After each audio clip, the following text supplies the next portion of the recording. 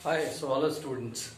Alright, so काफी ज्यादा वो हल्ला हो रहा है regarding lot of buzz regarding कि who will get the permanent who will become the permanent in terms of service जो गवर्नमेंट की नई स्कीम है अग्निपथ के मामले में राइट। सो इन दिनों आपने देखा होगा कि आर्मी की नोटिफिकेशन भी आ गई है, एयरफोर्स की आ गई है और नेवी की आने वाली है राइट। मोर और लेस डेडलाइंस भी उन्होंने डिसाइड कर दिए।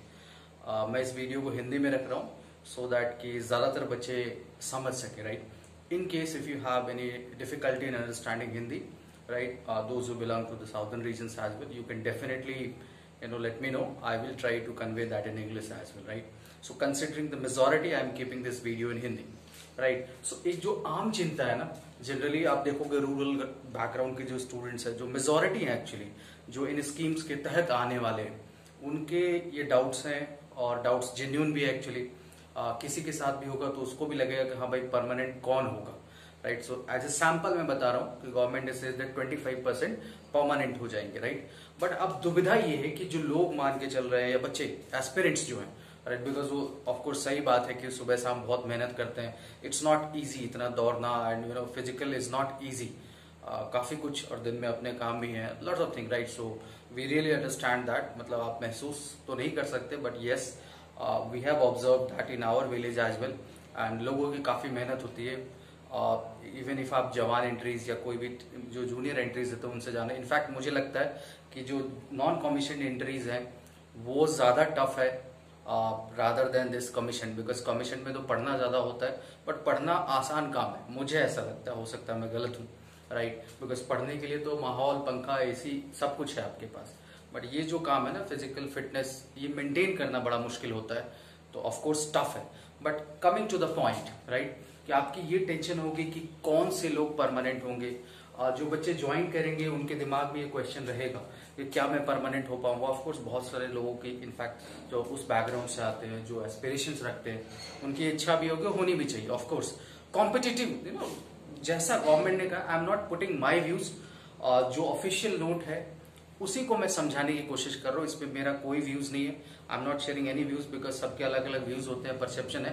आई am just trying to put my points what I have observe from the different major newspapers, columns and the official quote by the government concern personal, जो उसके रिलेटेड पर्सनल है उनसे related right, जो उन्होंने कहा कि कौन परमानेंट होगा। Yes, a big question, so let's discuss point by point. ऐसा नहीं है कि अपने मर्जी से ऑफिसर जिसको चाहेगा उसको रिकमेंड कर देगा। पहली चीज, अगर आपकी ये गलतफहमी है कि किसी को भी जिसको ऑफिसर ने चाहा रिकमेंड होगा, ऐसा नहीं है। ये एक ठीक ठाक सा मुझे लगा प्रोसीजर, पढ़ने में तो अच्छा लगा कि जो कंटिन्यूअस इवेल्युएशन की उन्होंने बात की है, अगर 4 साल की जो ट्रेनिंग है या सर्विस जो है, इस दौरान उन्होंने कंटिन्यूअस ग्रेजुअल मतलब स्टेप बाय स्टेप इवेल्युएशन की बात की है। आप इसको सिंपल शब्दों में कहें तो आप एक तरह समझे कि हर एक सेमेस्टर का आप परफॉर्मेंस देखेंगे। ऐसा नहीं है कि ओवरऑल जो है सो एक एग्जाम होगा एंड फाइनली प्रोजेक्ट में आपके बहुत नंबर आ गए, आपने डिग्री ले ली, ऐसा कुछ नहीं। It's not a degree, it's a step by step evaluation. ये अच्छी चीज है जहां हमेशा कंपटीशन, मोटिवेशन और परफॉर्मेंस एक्चुअली लोग मेंटेन करके रखेंगे, ये बढ़िया बात है right. So government has already said that continuous assessment for 4 years right on different objective and subjective parameter. These are the official quotes by the concerned ministry personnel right, जो press जो उन्होंने interview में बताया right. So I am reading it out. अब objective subjective का मतलब ये नहीं समझना बच्चे की इसका कोई रिटन एग्जाम होगा अंदर जिसमें एमसीक्यू और सब्जेक्टिव, ऐसा कुछ नहीं right. So subjective means broad band like physical test, your drill performance, your firing skills. मैं एग्जाम्पल दे रहा हूँ, ऐसे बहुत सारे हो सकते हैं जो ड्रिल में बहुत सारे पैरामीटर्स होते हैं। सो मोर और लेस आपकी performance in terms of military awareness, you can say that, जो फिजिकल फिटनेस को भी आप ले सकते हैं उसके मामले में। ऐसा एग्जाम्स के टर्म्स में मत समझना कि एमसीक्यू और सब्जेक्टिव वाला, ऐसा कुछ नहीं राइट। नेक्स्ट, ट्रांसपेरेंट और ग्रेजुअल इवोल्यूशन की बात की गई है। अब ये कैसे होगा, तो इसके लिए स्टेप बाय स्टेप, अब वो कैसे, वो भी जरा देखिए। First assessment done at the 6 month, जब आपकी 6 महीने की ट्रेनिंग पूरी होगी। ऑफ कोर्स मुझे लगता है कि ये 6 महीने की ट्रेनिंग है तो ज्यादा ही टफ होगी, और ये मतलब आप खुद ही समझ सकते हैं जो चीज आप 1.5 साल 2 साल में करते होंगे, शायद 6 महीने में तो आई एम श्योर दैट कि बहुत तगड़ा रगड़ा होने वाला है। It's not easy right to undergo those training actually right. तो बहुत तगड़ा फिजिकल फिटनेस या आपको ड्रिल किया जाएगा, ग्रिल किया जाएगा, तो you have to be ready for that. आपको उसके लिए मेंटली फिजिकली तैयार होना पड़ेगा। अगर आप गए तो 6 महीने की बहुत तगड़ी ग्रिलिंग होनी है, ये श्योर शॉट है, राइट। तभी तो हर बच्चा नहीं कर सकता ना, वो चीज आसान नहीं होता, टफ है, राइट। 6 महीने पे आपका पहला इवेल्युएशन हुआ, उसके बाद ईयरली, राइट, हर साल आपकी इवेल्युएशन एक, जैसे आप सरकारी जॉब में कहते हैं ना ACR परफॉर्मेंस शीट बनती है, राइट, जो सबमिट होती है, राइट। उसमें सीनियर्स के भी फीडबैक होते हैं, ईयरली ACR जिसको आप कहते हैं, किसी भी डिपार्टमेंट में होता होगा, राइट। आपकी भी जो ईयरली इवेल्युएशन होगी इस 6 महीने के बाद, हर साल आपकी ईयरली इवेल्युएशन होगी, साल भर हर साल, regarding your performance in different parameters, right. And second, वो जो आपका शीट है परफॉर्मेंस जो आपका, दैट इज ईयरली अपलोडेड। जैसे आप और सिंपल समझे में समझाओ कि एक डेडलाइन होती है ना, इनकम टैक्स रिटर्न जैसे आप समझ सकते हैं कि फिल करते हैं, तो एक डेडलाइन होती है, इस डेट तक आप अपनी इस साल की रिपोर्ट अपलोड कर दें। सारे गवर्नमेंट ऑफिशियल्स को अपनी इनकम वगैरह अपलोड करनी होती है, गवर्नमेंट एक डेडलाइन देती है, ACR का भी डेडलाइन होता है, राइट। तो ये अपलोड होगा सिस्टम में विदाउट ह्यूमन इंटरवेंशन, राइट। तो इसमें ह्यूमन इंटरवेंशन ही ये सबसे अच्छी बात है, this is the best thing which I found, कि कोई आप कोई ऑफिसर या 4 लोग ऑफिसर कहते हैं इसने मेरे से यार सही से बात नहीं करी थी, तो kind of thing like that. Although ये भी एक जरूरी चीज है, दे हैव ऑलरेडी मेंशन कि एप्टीट्यूड और एटीट्यूड का भी ध्यान रखा जाएगा ना।